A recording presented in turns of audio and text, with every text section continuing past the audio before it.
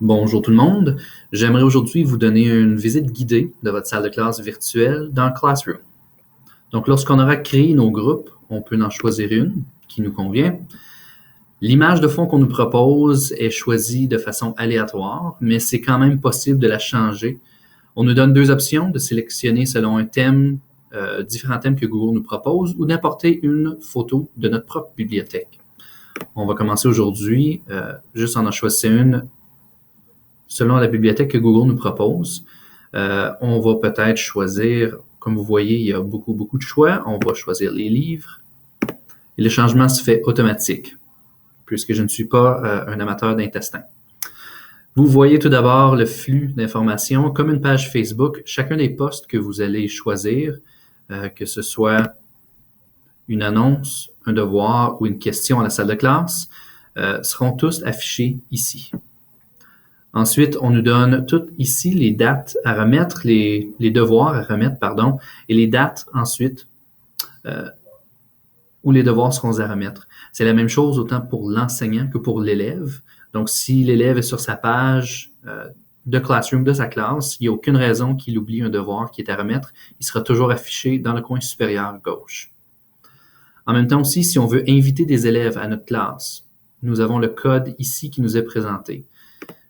C'est toujours possible de désactiver le code si on veut empêcher d'autres élèves de se joindre au cours, si jamais quelqu'un a enregistré le code, ou on peut même réinitialiser le code qui va le changer par la suite. Une autre façon d'inviter les élèves, si on passe au deuxième onglet en haut, c'est d'inviter les élèves selon notre liste de contacts Google. C'est à savoir que puisqu'on est dans un compte CSDCEO, nous avons accès à tous les élèves et tous les enseignants. Donc, c'est possible pour une direction d'inviter tout son personnel. Et c'est à noter aussi que l'on peut choisir les codes comme nous avions les codes de Trillium pour les classes. Ils sont encore disponibles cette année.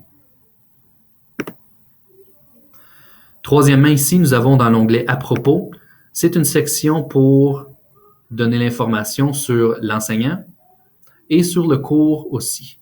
Donc, le cours, si on dit que c'est un cours test et nous le laissons vide, on peut indiquer la salle de classe et aussi on nous indique le dossier dans Classroom, dans notre Drive qui a été créé et où tous les documents, les devoirs seront créés. En même temps, c'est important de le mentionner, on peut travailler plus d'un enseignant à une salle de classe. De la même façon, on invite un enseignant et on peut co-enseigner plusieurs. Et dernièrement, sur la page d'à propos, on peut ajouter des supports de cours. Ça voulant dire, on peut rajouter des ressources, que ce soit des notes, des devoirs, peu importe, on peut toutes les rajouter sur la page à propos. C'est un tour guidé rapide de votre salle de classe. Oh, pardon. C'est un tour rapide de votre salle de classe, mais c'est complet. Il y a beaucoup de choses. On se revoit bientôt.